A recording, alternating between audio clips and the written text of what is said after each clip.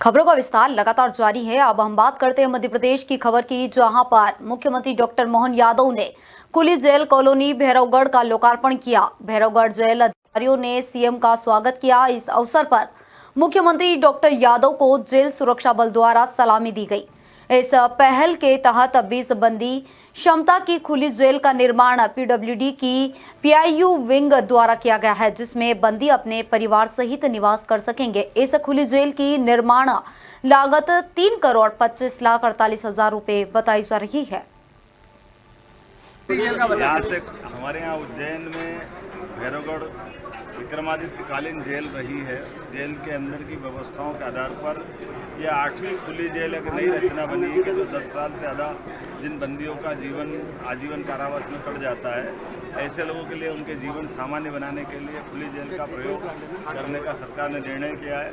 उसी में उज्जैन में खुली जेल की अत्यंत आवश्यकता रही। मुझे प्रसन्नता है कि उज्जैन की खुली जेल प्रदेश की 8वीं खुली जेल रहेगी और भविष्य में ऐसे और नवाचार करते रहेंगे, जिससे खासकर 2 तरह से इसमें बढ़ने की हमारे मन में भावना है।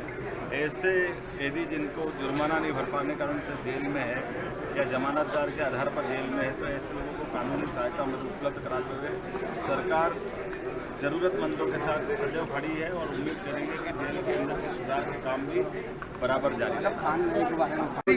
बाबा महाकाल की नगरी उज्जैन में गंगा दशमी के अवसर पर श्री पंच दशनाम जूना अखाड़ा नीलगंगा घाट पर सुबह से ही सिंहस्थ का नजारा देखने को मिला।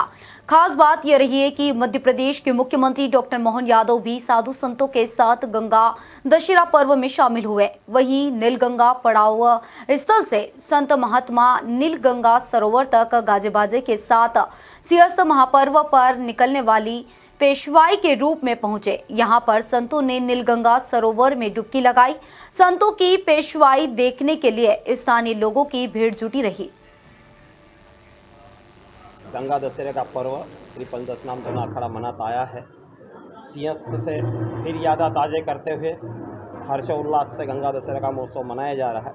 इस वर्ष भी उसी परंपरा को निर्वाण करते हुए गंगा दशहरे का पर्व आज मनाया गया।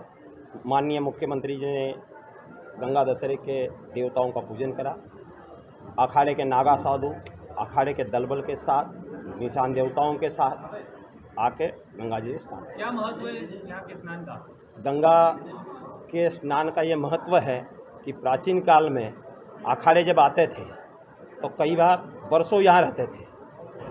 काफ़ी समय लंबा समय यहाँ रहने की वजह से अपने देवताओं को किसी पर्वों पर स्नान करने के लिए गंगा जी में लाते हैं। माँ गंगे भागीरथी मोक्षदायिनी सर्व पाप नाशनी। आज के दिन माँ गंगा का अवतरण दिवस मनाया जाता है। माँ गंगा प्राचीन काल से लोगों को मोक्ष की प्राप्ति देती आई हैं। माँ गंगा के दर्शन मात्र से अनेकों प्रकार के पाप नष्ट हो जाते हैं। स्नान से जो भी रोग द्वेष अनेकों प्रकार की समस्याएं मनुष्य के जीवन में होती है, स्नान करने मात्र से दूर हो जाती है। आज के दिन जो माँ गंगा में स्नान करता है उसके जीवन में चारों दिशाओं से उन्नति और प्रगति आती है। समस्त देशवासियों से आग्रह है कि आज के दिन गंगा स्नान जरूर करें। सब जूना अखाड़े के जितने नागा सही हर साल यात्रा निकाली जाती थी गंगा दशहरा की, जिसमें इसमें मुख्यमंत्री भी पधारे, पूजन किए। बड़ा सौभाग्य इस नगर का, उज्जैन नगरी का, जो बहुत दूर दूर से हमारे जितने नागा थे भारत के सब लमसम यहाँ इकट्ठा हुए आए और यात्रा निकाली उज्जैन नगरी की। इधर उज्जैन में दाऊदी बोहरा समाज ने कुर्बानी का त्योहार ईद उल अजहा हर्षोल्लास से मनाया।